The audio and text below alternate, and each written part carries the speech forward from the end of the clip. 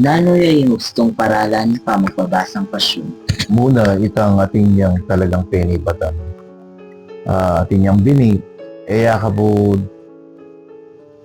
aburi, nakikiapos kami, kikiguyo ka rin magpabasa. Kasi yung pa magpabasang pasyon, di ba, tsaka rin tipunan, tipon-punan ng minunang tao.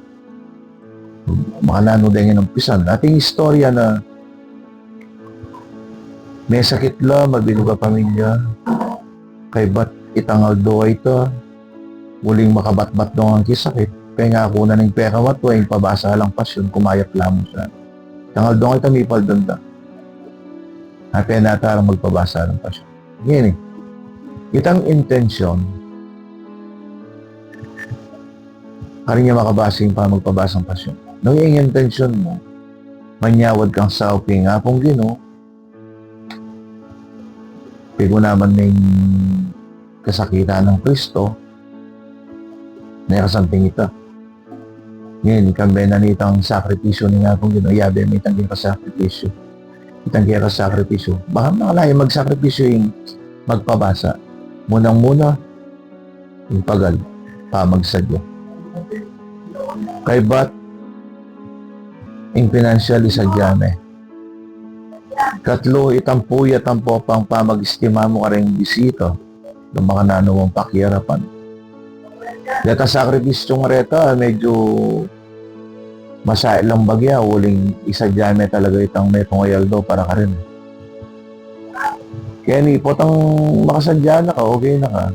Itang intention mo, retang panalangin kasi yun na naman nakakita yung tao reta. Nga pong dinuyang manakit. Kaya yung bili ko, kaya karanasan. Dakal ko inyawad, kaya nga pong ginawa. Nibye.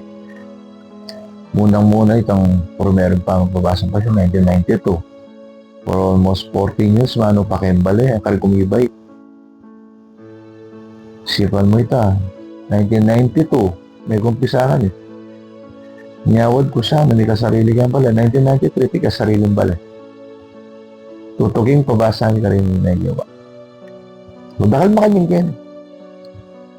Yan nung itang sakripisyo na ninyo, no? Pigo naman may. Inabe, may tanggay ka sakripisyo. Saka may semutan ng panalangin ng popang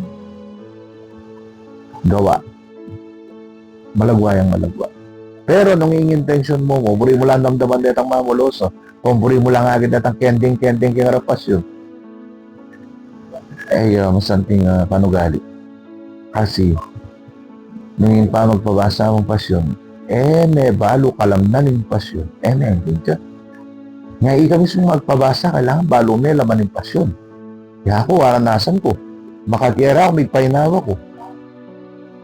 Huling yung kiraklanan yung pasyon, may gitsang 800 yung bulong na. Yung kalibudtar, ang beligtad din as na iking kakapal. Kabait-bait na kamo king Bethlehem, yung babasan da. Alamang meto nga minuto, mamusanin kurus. Diktawan de.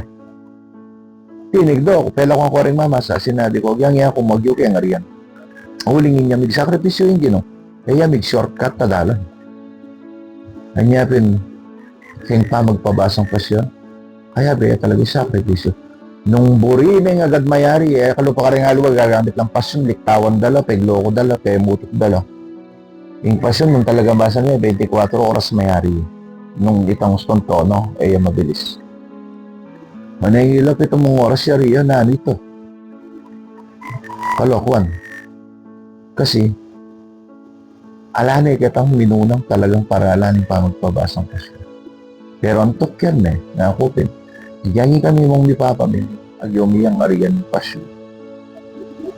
Kaya binaning sakripisyo, de musa na lalaktawan ng pong lulokwan. Kasi, minsan, dahil makipamasa, lalo nung nangyayari isang mapuyat, laktawan din yung pasyon, bayang agad mayari yada. Pero yako kaya pa rin daramdaman itong bayang agad mayari. Nakamumunto, nung yung kabisang manari, o muli na kamo, nung yung buri mo, agad yung mayari.